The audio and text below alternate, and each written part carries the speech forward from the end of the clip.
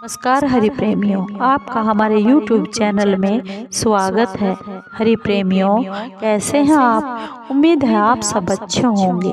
आइए आज का प्रसंग शुरू करते हैं। आज का प्रसंग है संकष्टी चतुर्थी व्रत कथा। हरि प्रेमियों, उससे पहले अगर आप हमारे चैनल पर नए हैं तो प्लीज चैनल को सब्सक्राइब जरूर कर लीजिए और बेल आइकन को जरूर दबा लीजिए ताकि आप तक हमारे सारे नोटिफिकेशन पहुंचते रहे।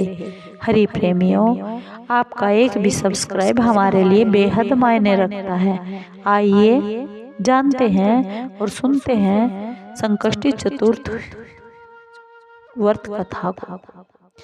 हरि प्रेमियों, माघ के कृष्ण पक्ष की चौथ को सकट चौथ का व्रत आता है और सकट चौथ के दिन सभी माताएं अपनी संतान की लंबी उम्र के लिए निर्जला व्रत रखती है। यह व्रत संतान के जीवन में आने वाले सभी कष्टों और बाधाओं से बचाता है। इस दिन संकट हरण भगवान श्री गणेश जी का पूरे विधि और विधान के साथ पूजा अर्चना किया जाता है। इसे संकष्टी चतुर्थी या फिर तिलकुटा चौथ या फिर माघी चौथ के नाम से इस व्रत को जाना जाता है। इस बार संकष्टी चतुर्थी व्रत 29 जनवरी को है। हरि प्रेमियों, आइए ये कथा आरंभ करते हैं। किसी नगर में एक कुम्हार रहता था। एक बार की बात है, जब उसने बर्तन बनाकर आवा लगाया तो आवा पका ही नहीं। वह परेशान होकर राजा के पास गया और बोला कि महाराज, न जाने क्या कारण है कि आवा पक ही नहीं रहा है। राजा ने राज पंडित को बुलाकर उसका कारण पूछा। राज पंडित ने कहा, हर बार आवा लगाते समय एक बच्चे की बलि देने से आवा पक जाएगा, इसलिए तुम्हें बलि देनी होगी। राजा का आदेश हो गया कि बलि आरंभ हुई। जिस परिवार की बारी आती वह अपने बच्चों में से एक बच्चा बलि के लिए भेज दिया करता था। इस तरह कुछ दिनों बाद एक बुढ़िया के लड़के की बारी आ गई। बुढ़िया का एक ही बेटा था और उसके जीवन का एकमात्र सहारा था, पर राजा की आज्ञा थी। कुछ नहीं देखती राजा की आज्ञा।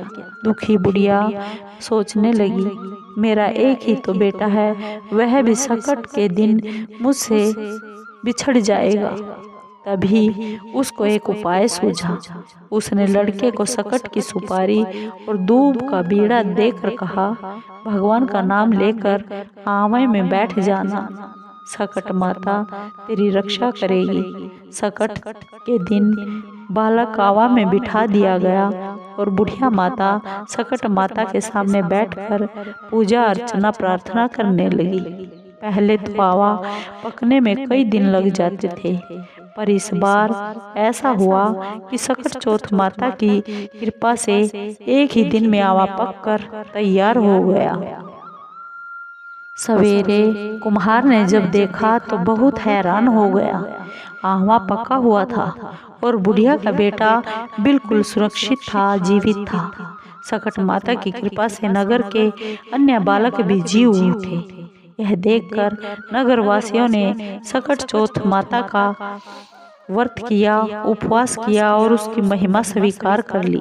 तब से आज तक सकट चौथ माता की पूजा और व्रत का विधान आ रहा है।